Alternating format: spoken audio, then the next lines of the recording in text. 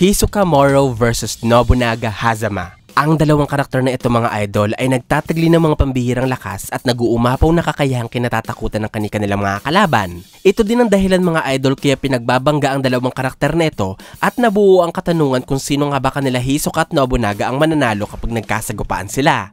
Si Hisoka mga idol ay hindi lamang isang magaling na hunter o mamamaslang, isa din siyang talentadong mahikero. Ito ang rason kaya sa bawat laban na kinasasangkutan ni Hisoka, nalilinlang niya muna ang kanyang mga katunggali sa tulong ng kanyang mga tricks bago niya ito napapaslang. Sa kabilang banda naman ay si Nobunaga na bukod sa pagiging ekspertong nan-user at magnanakaw, isa din siyang magaling na swordsman. Palagi niyang kasangga ang kanyang espada sa bawat laban. Dumating siya sa punto na sobrang kumpiyansa na niya sa paggamit ng katana, kaya nasabi niya na ang kahit na sinong papasok sa kanyang attack range ay mapapaslang niya. Si Hisoka at Nobunaga mga idol ay parehong malakas at magaling sa pakikipaglaban, pero kung ako ang tatanungin kung sino ang mananalo sa kanilang dalawa kapag nagkasagupaan sila, ang sagot ko ay walang iba kundi ang hunter na si Hisoka. Nasabi ko ito mga idol dahil sa maraming rason. May apat na pangunahing dahilan kung bakit ko nasabing hindi kaya manalo ni Nobunaga kontra sa hunter na si Hisoka. Ang unang rason ay dahil kahit ang kwento na mismo at si Nobunaga na ang nagpapakita na hindi niya talaga kaya si Hisoka sa isang duelo. Kung inyong maaalala mga idol, nabanggit ni Franklin sa chapter 93 na si Nobunaga ay gusto palaging magtrabaho mag-isa sa mga malalaking racket ng grupo. Ito ang dahilan kaya nagrereklamo siya sa pinuno nilang si Chrollo kapag pinagsasama sila ni Uvogin sa mga misyon. Dulot daw ito ng pagiging mas magaling ni Nobunaga sa 1 versus 1 na laban kaysa kapag may kasama. Ang pag-uugaling ito ni Nobunaga ay tila nabago sa Succession Contest arc, sapagkat kahit pwedeng-pwede siyang mapag-isa sa paghunting kay Hisoka, mas pinili ni Nobunaga na makipagtulungan sa dalawa niyang kagrupo na sila Finks at Phaeton. Nagpapakita na alam ni Nobunaga na tagilid siya kay Hisoka kapag nakipag 1 versus 1 siya sa payaso. Maliban dyan mga idol, makikita din na hindi kaya ni Nobunaga si Hisoka sa isang duelo sa episode 55 kung saan nalaman ng Phantom Truth na pinagkanuno ni Hisoka si Uvogin sa Chain User. Nagalit si Nobunaga sa hunter at tinutukan ito ng katana, ngunit ibinaba niya din ito. Ipinasok sa lalagyan sabay talikod habang sinasabing mahirap kalabanin si Hisoka. Matapos ito, biglang humarap muli si Nobunaga kay Hisoka para atakihin ito ng sorpresa o patraidor.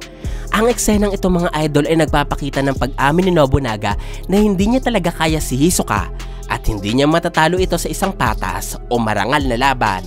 Higit pa dito mga idol, ang pinaka nagpapatunay na walang palag si Nobunaga kay Hisoka ay mababasa sa chapter 378. Dito tinanong ng swordsman sila Finks at Phaeton kung bakit kailangan pa siya nitong samahan. Sinabi ni Phaeton na kailangan nilang gawin ito dahil kahit si Nobunaga daw ay alam kung gaano kalakas si Hisoka. Sinigundahan ito ni Finks sa pagkasabi na hindi nila bibigyan ng kahit maliit na pag-asa ang hunter na maisahan sila. Sa komentong ito ng dalawang mga idol, mapapagtanto natin na alam nila na hindi kaya ni Nobunaga na mag-isa si Hisoka. Ang pangalawang rason mga idol kung paano ko nasabing walang laban si Nobunaga kay Hisoka ay makikita sa diferensya ng lakas niya sa arm wrestling ranking ng buong Phantom Troop. Kung titingnan natin ang pagkakasunod-sunod ng bawat miyembro ng Phantom Troop, si Nobunaga ay nasa ika-9 na pwesto, malayo sa placement ni Hisoka sa ika-3. Naungusan lamang naman ng hunter ang pinuno ng grupo na si Chrollo, ang isa pang magaling na mamamaslang na si Phaeton at ang pinakamalaking miyembro ng samahan na si Franklin.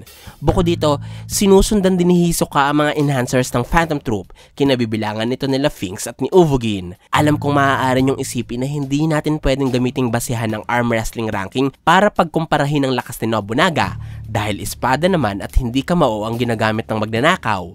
Pero gusto kong ipunto mga idol na si Nobunaga ay isa ding enhancer o ang Nen type na kinabibilangan ng mga taong nagagamit ng Nen para mas palakasin ang kanilang katawan kumpara sa ibang Nen users. Kaya maaasahan ng mga enhancer sa harapang pakikipaglaban. Pero mukhang imbes na sa kanyang katawan, ibinuhos ni Nobunaga ang pagiging enhancer sa kanya lamang katana. Hindi kagaya ni Hisoka na balanse pagdating sa talas ng kanyang mga baraha, galing sa paggamit ng Nen at lakas ng pangangatawan. Siguro, kung maglalaban ng dalawa, matutulad lamang si Nobunaga sa mga enhancers na pinataob at pinaslang ni Hisoka. Halimbawa dyan ang isa sa mga kalahok ng Heaven's Arena na si Castro, na pinaslang ni Hisoka gamit ng kanyang mga baraha at tricks. Ang isa sa mga battlers ng Zoldyck na si Goto, na tinapos ni Hisoka matapos niyang gilitan sa lalamunan. At syempre, ang isa pang enhancer na pinabagsak ni Hisoka ay ang ating bida na si Gon. Ito ang isa pang karakter na tumalo kay Nobunaga pagdating sa arm wrestling, nagpapatunay na hindi uubra ang lakas ng swordsman kay Hisoka. Ang pangatlong rason mga idol kaya ko nasabi na hindi mananalo si Nobunaga kay Hisoka ay dahil kahit si Nobunaga, aminado na mahirap tapatan ng nen ability ng Hunter.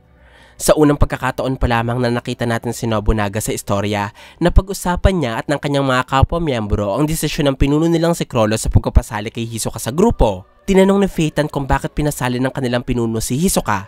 Ipinaliwanag ni Nobunaga dito na ang Banjigam ni Hisoka ay isang pinag-isipang abilidad, kaya mahirap kalabanan ng Hunter. Nagpapatunay ito mga idol na kahit ng Phantom Troop, lalong-lalo na si Nobunaga, ay aminado sa lakas ng Banjigam. Kabalik na rin ito ng pagtrato ng grupo sa nen ability ni Nobunaga. Sinabi ni Shalnark na madali lamang palitan ang mga kakayahan nila kung sakaling mawawala sila sa grupo. Ibig sabihin, kung si Nobunaga ay isang enhancer na may bahid din ng pagiging transmuter, maaaring ang nen ability lamang niya ay may kakayahang magpakawala ng mga malalakas na paghiwang likha ng kanyang aura at katana. Hula lamang yan mga idol. Pero ang gusto ko lamang ipunto ay simple lamang ang nen ability ni Nobunaga katulad ng sa ibang mga enhancers. Hindi kagaya ng Banjigam ni Hisoka na medyo komplikado at pwedeng gamitin sa iba't ibang paraan ng pakikipaglaban. Maaaring kaya ng Banjigam na pigilan ng talim ng sandata ni Nobunaga kagaya ng ginawa nito sa bolang napupuno ng aura na pinabalik ni Razor. Pwedeng kaya din ng Banjigam na limitahan ng pagwasiwas ni Nobunaga sa katana katulad ng kung paano niya napigilan ng pagkilos ni Machi. At higit sa lahat, posible na ang Banjigam ay kayang gawing mas nakamamatay ang kahit na anong sandata kagaya ng mga barahan ni Hisoka. Higit sa kayang gawin ng katana ni Nobunaga. Lahat ng rason na nabanggit ko mga idol ay nagpapakita sa kaalamang meron ng nen ability ni Hisoka kumpara sa abilidad ni Nobunaga. Kaya dito pa lamang, alam na natin kung bakit iwas ang Phantom Troop sa Banjigam. Ang pang-apat na rason mga idol kaya ko nasabi na walang laban si Nobunaga kay Hisoka ay dahil sa nen after death. O ang nen na lalong lumalakas kapag namamatay ang nagmamay-ari. Kung inyong maaalala mga idol, nagawa ni Chrollo na mampaslang si Hisoka noong naglaban sila sa Heaven's Arena. Pero bago mangyari ito, inutusan ng Hunter ang kanyang nen na bumalot sa kanyang puso upang protektahan ito at subukan muli siyang buhayin sa oras na mamatay siya sa laban. Nangyari nga ang kagustuhan ni Hisoka sapagkat matapos bahagyang ayusin ni Machi ang kanyang katawan, bumugso muli ang aura ni Hisoka at mas lalong lumakas. Ito ang nen after death. Maaaring ang level ng kapangyarihang ito ang tumulong sa Hunter upang magamit ang kanyang texture surprise ng mas pulido, kaya natakpan niya ng maayos ang mga natapyas na bahagi ng kanyang katawan. Ito din ang ginamit ni Hisoka upang igapos si Machi sa kinatatayuan ng babae. At higit sa lahat, ang nen after death ni Hisoka ang inasahan ng Hunter para paslangin ng walang hirap ang dalawang miyembro ng Phantom Troop na sila Shalnark at Cortopi. Ito ang problema ngayon ni Nobunaga mga idol kung kakalabanin niya si Hisoka. Dahil kung alam ng magnanakaw na malakas na ang Hunter noon pa man, ano pa kaya ang gagawin ni Nobunaga kapag nalaman niya na mas lumakas si Hisoka ngayon dahil sa nen after death? Ang apat na rason mga idol na nabanggit ko, ang dahilan kung bakit naniniwala ako na kung maglalaban ng 1 versus 1 sila Hisoka at Nobunaga, mananaig dito si Hisoka. Ganun pa man mga idol, kahit nasa panig ako ng Hunter sa duelong ito, hindi pa din natin pwedeng alisin ang posibilidad na maaari pa ding manalo si Nobunaga sa laban kung gagamit siya ng ibang estratehiya. Naniniwala ako mga idol na kung makikipagtulungan lamang si Nobunaga sa kanyang mga kaibigan o kahit sa mga bagong kakilalang may pagnanais na dispatchahin si Hisoka, pwedeng manalo si Nobunaga. Halimbawa, pwede siyang sumama ulit kanila Finks at Phaeton na sa ngayon ay patungo na sa mas mataas na palapag. Kung tatlo silang magtutulong-tulong, lalaki ang pag-asa nilang maturuan ng leksyon si Hisoka. Pwede ding humingi ng suporta ang swordsman sa mga mafia, katulad ng Char o Shiyo family. Ang dalawang grupong ito ay gusto ng katahimikan sa barko, kaya ang pag-asikaso ng mga mafia kay Hisoka bago nila solusyonan ang problema nila sa Phantom Troop ay posibleng maganap lalo na kung mahahanap ng spiders ang Hunter. At posible ding sumama si Nobunaga sa iba pang miyembro ng Phantom Troop, katulad ni Machi na nag-iisa ngayon.